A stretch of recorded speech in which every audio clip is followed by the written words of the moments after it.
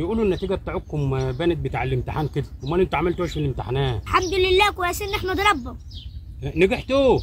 لا جبت ملحق. وانت؟ زي ولو لك انت السبب يا عم احمد في الملحق اللي انا جبته ده.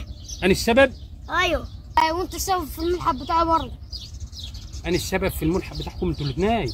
ايوه. انا عاوز افهم بقى الملحق اللي انتوا جبتوه ده انا السبب فيه كيف؟ فاكر يا عم احمد ساعات انت قلت لي عايزك تطلع الاول. ايوه انا سمعت كلامك وطلعت الاول وجبت ملحق. طلعت الاول كيف وجبت ملحق كيف؟